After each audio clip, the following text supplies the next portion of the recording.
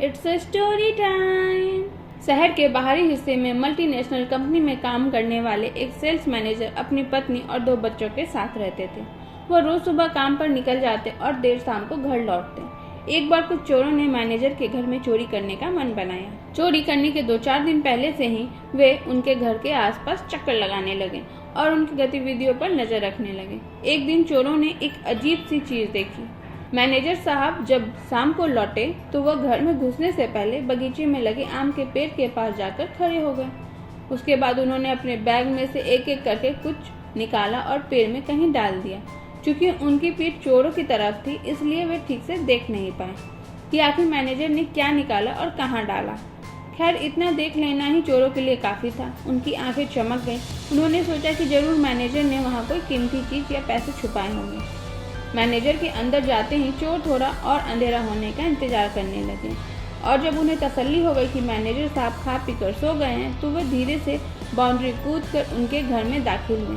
बिना समय गंवाए वे आम के पेड़ के पास गए और मैनेजर साहब की छिपाई चीज ढूंढने लगे।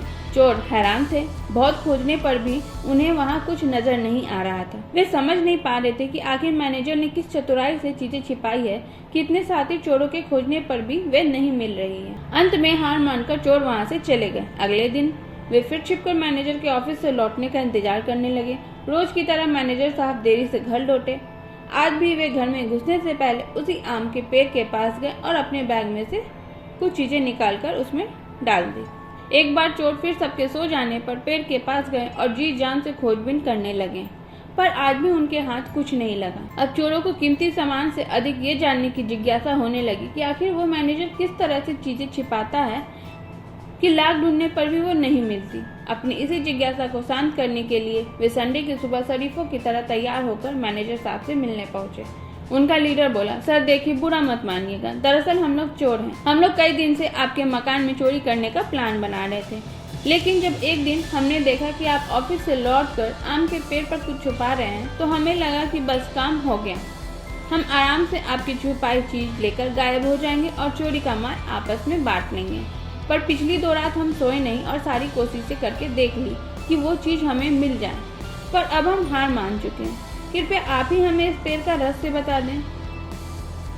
उनकी बात सुनकर मैनेजर साहब जोर से हंसे और बोले, अरे भाई, मैं वहाँ कुछ नहीं छिपाता। फिर आप रोज शाम को बैग से निकाल कर वहाँ क्या डालते हैं? लीडर ने आश्चर्य से पूछा। देखो, मैनेजर साहब गंभीर होते हुए बोले, मैं एक प्राइवेट जॉब में हूँ, वो भी सेल्स की। मेरे काम में इतना प्रेशर होता है, इतनी स्ट्रेस होती है कि तुम लोग उसका अंदाजा भी नहीं लगा सकते।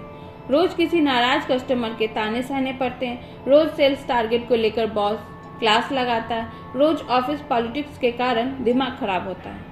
मैं नहीं चाहता कि इन सब नेगेटिव बातों का असर मेरे प्यारे बच्चों और परिवार पर पड़े, इसलिए जब मैं शाम को इन तमाम चीजों को लेकर लौटता हूँ तो घर में घुसने से पहले मैं इन्हें एक एक करके इस आम के पेड़ पर टांग देता हूँ। और कमाल की बात यह है कि जब मैं अगली सुबह इन चीजों को पेड़ से उठाने आता हूँ तो आधी तो पहले ही गायब हो चुकी होती हैं, यानी मैं उन्हें भूल चुका होता हूँ, और जो बचती है मैं उन्हें अपने साथ लेता जाता हूँ। चोर अब पेड़ का रहस्य समझ चुके थे। वे चोरी में तो कामयाब नहीं हुए, लेकिन आज एक बड़ी सीख घर लेकर लौट रहे थे।